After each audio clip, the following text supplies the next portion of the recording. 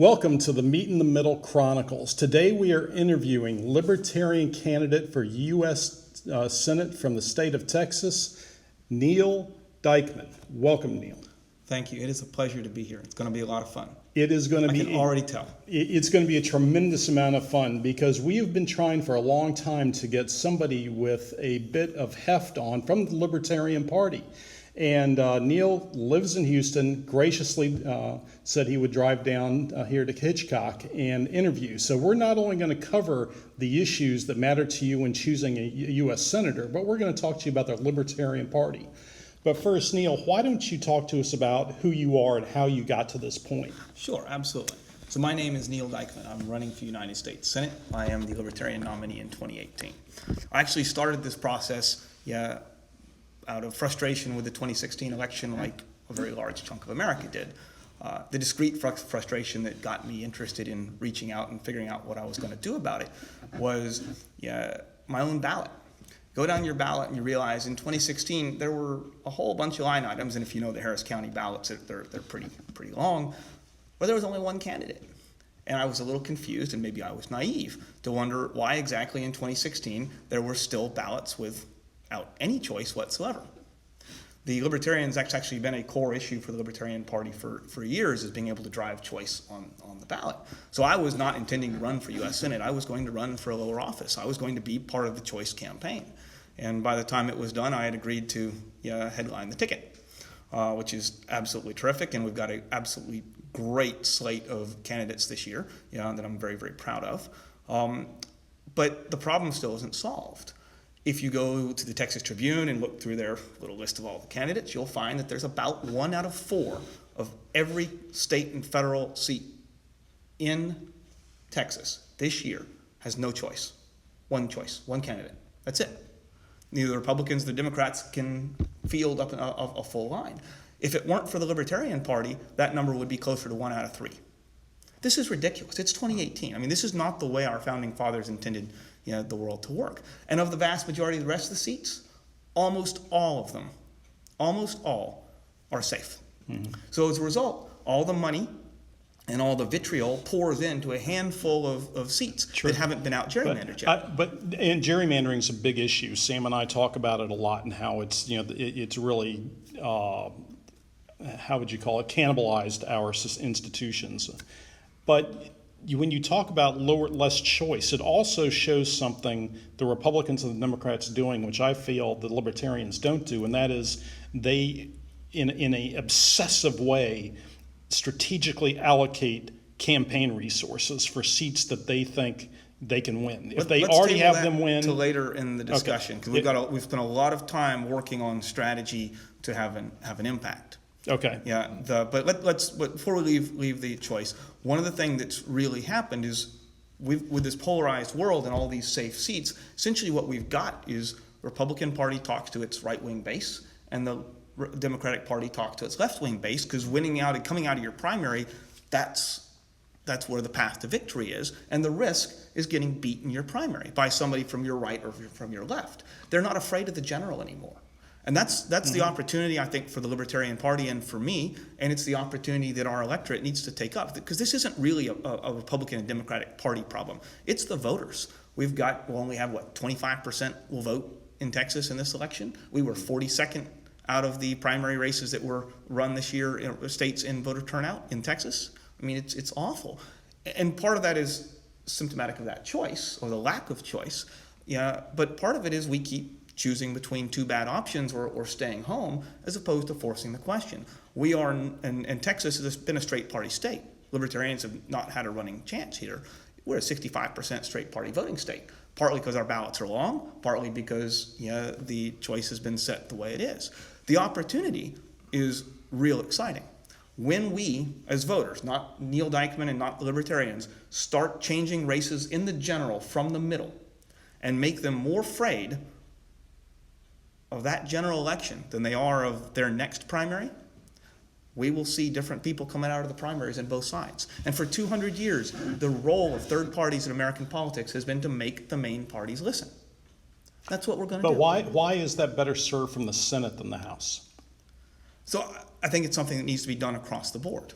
I don't think it's fair to say it's better served in. But in you one made the race or other. decision to run in the Senate. I did, yeah, and the couple of reasons. We can talk about that, but in part, we needed a candidate at the top of the ticket that was capable of making some noise in what is one of the most expensive, noisiest races we've seen in a long time. Yeah, and I was excited to do it. Yeah, it's when I talk about why I decided to run, not just this choice issue. I've got a 3-year-old and a 5-year-old.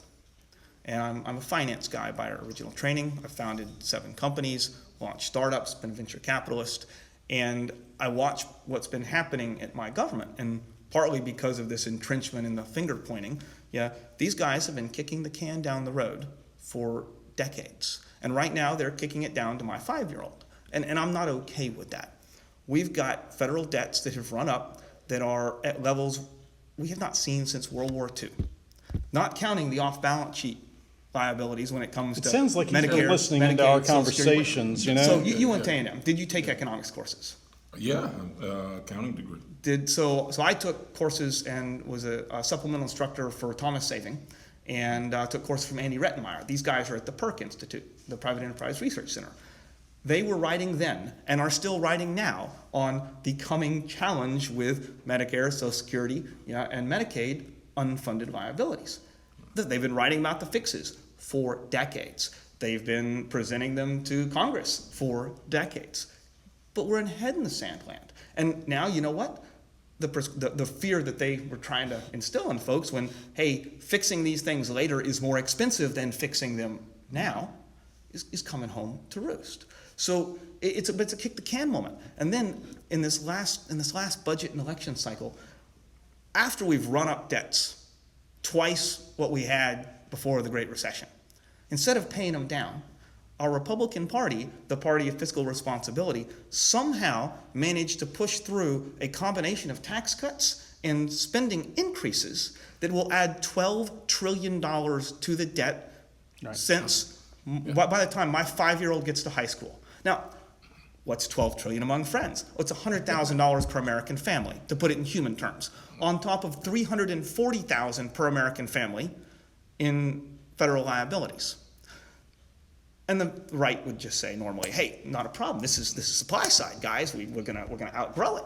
That's what we're gonna do. We're gonna stimulate economic growth. It's Trump's 3%. It's magic. Great problem.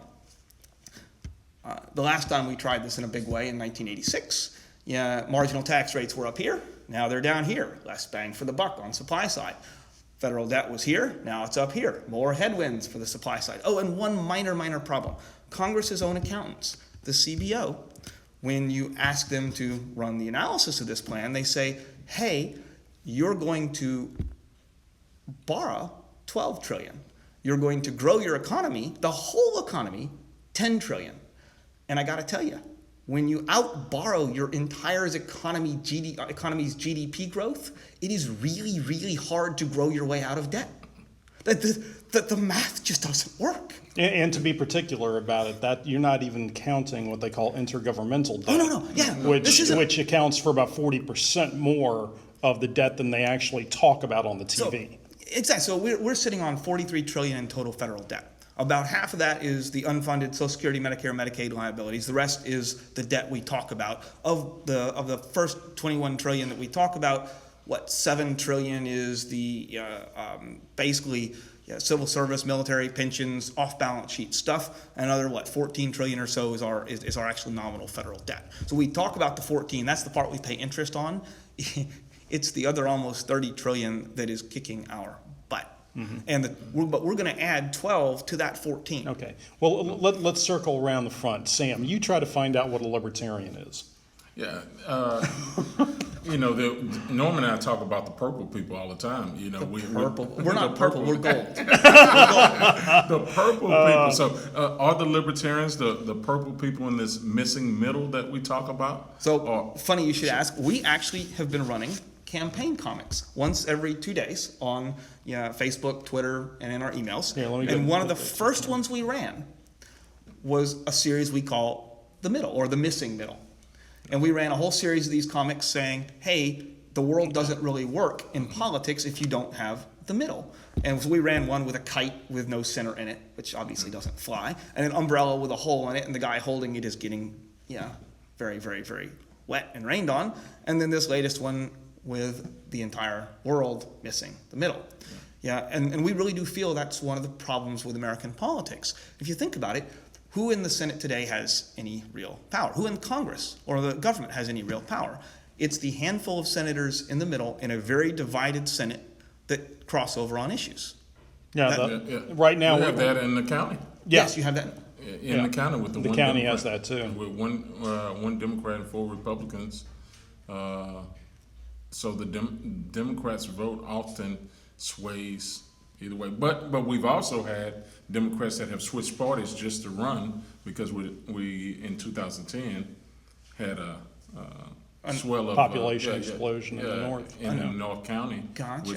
which turned us Republican for the first time since Reconstruction. Oh, wow. So now that one Democratic vote is really the swing vote. So I think this goes not just in the Senate, and you look at the Supreme Court. We're having a very It's vicious, all about Collins and Murkowski and we have a very vicious discussion because the justice that we lost was the swing vote. He was the one with all the power. He was the one deciding cases because that guy in the middle has the power. I want voters to remember that, not just for me and not just for the Senate, but for them. Because if you're a voter in the middle and you're willing to swing your vote from one side to the next, those are the people that every party spends all their time trying to attract. Okay, so let me try it a different way. I can tell you that Democrats are the party where there is a social safety net. They are the party where they want equality is a big deal for them, across all race, gender, and any other kind of demographic you want to talk about. Republicans, and I speak as a Republican, but so we're you're a supposed Republican to be, and you're a Democrat? Is that the way I'm supposed to view this? Yeah. That's the way you're supposed to view it. supposed to view it. Sometimes we switch roles, we switch hats depending on what too, the topic is. depending on the topic. But the Republicans are supposed to be the party of self-empowerment, of smaller government, and pushing everything down to the state level. Okay. Now I can say if I use those terms and don't say this is what a Republican is or this is what a Democrat is, people say, oh, well, you just defined a Democrat. Oh, you just defined a Republican. In 3 sentences, what's a libertarian? So a libertarian is, number one, our principles and values tend to cut across party lines. So we don't fit well on the right-left spectrum. But essentially, we have values on both sides, and our voters look like they are partially on the right and partially on the left. But you haven't told me what a libertarian is. It tends to be fiscal conservative and socially liberal, to break it down. Now, of course, libertarians don't like to be called liberal or conservative because we're not. But on the normal spectrum, that's kind of how it would feel. So what that means things like strong defense but anti-foreign intervention. That means small government, local control, fiscally responsible, but on social issues, whether it's LGBT rights or marijuana, we're far to the left for the same reason that we're small government on fiscal. We believe small government applies to everything. Does that mean that, and really where we get kind of knocked there on the progressive or the left side is, well, that means you're anti-help, anti-community. We're not. Libertarian does not actually mean anti-community. What you'll find is libertarians tend to be very, very what one wing of the party calls voluntarist.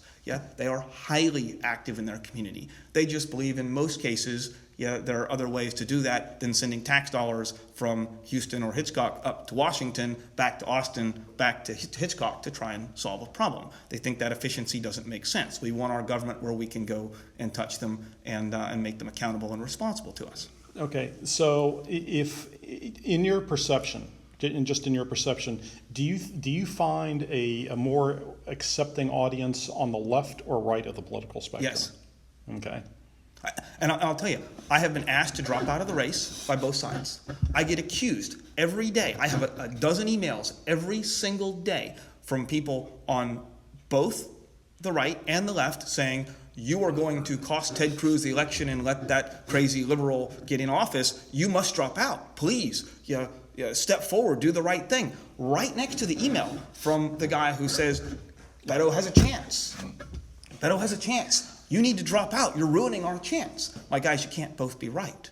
Yeah. But what that is a testament to our values actually pull from left and right. To go down the rest of them, so immigration, we tend to be very pro-immigration, right? So we actually pull issues from both sides. And what we don't like is we don't like to cede authority to the federal government, and we don't like to cede any more authority to the state and local So government than is necessary. federalism is a large part of the Libertarian. There's a wing of the party that would identify very much as federalists.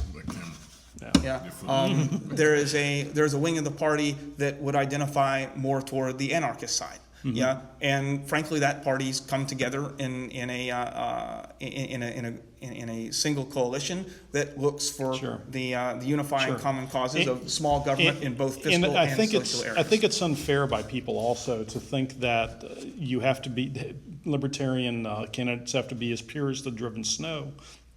Because very few Republicans or Democrats are purely Republican or purely Democrat. Look, take another hot button issue, abortion rights, right? I'm pro-choice. The Libertarian Party as a general rule is pro-choice. There is a pro-life wing of the Libertarian Party. Yeah. And they come to our and work on platform. They're running. I've got a number of pro-life colleagues running for both state and federal office. Immigration. There is a wing of the party that basically feels like we need tighter immigration controls. Okay. And there's a wing of the party that is close to open borders. But the party itself, aligns beyond, still around these small government principles on both sides. Let's talk at a high level here. Sure. Okay. Let's go to London real quick. And parliamentary system versus republic, I understand. But the thing that is important is that in 1988, the Lib Dems really had a resurgence, and they formed under a guy named Paddy Ashdown. They went in the 92 election, they got 18% of the vote, won 20 seats.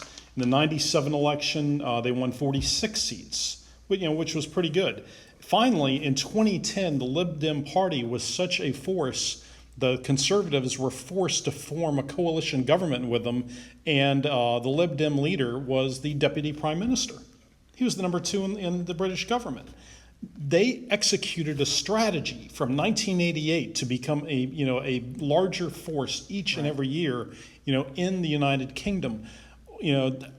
I don't see, from the big broad spectrum, I am missing seeing that strategy in the Libertarian Party.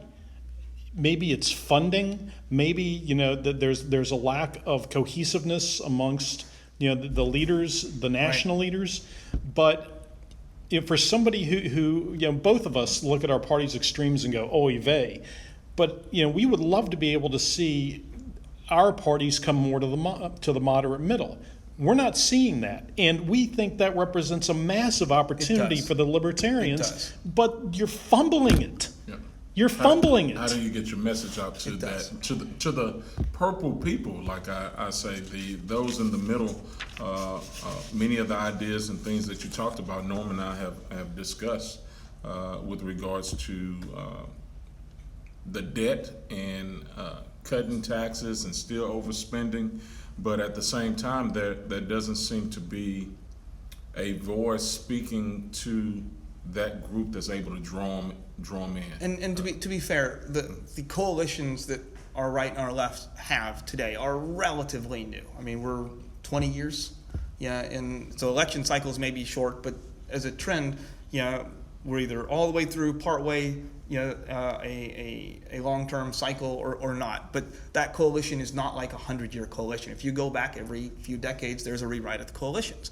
What you're calling for is, I think, the same thing that I've been calling for is we need to rewrite those coalitions again because the current ones aren't working. That's why one reason our voter participation is so low, because they don't like the choices that come out of the primaries on each side, and the primary battles themselves are not working to deliver the type of candidates that we'd like to see. So, well, you asked, what can the Libertarian Party do about it, and what are we doing about it?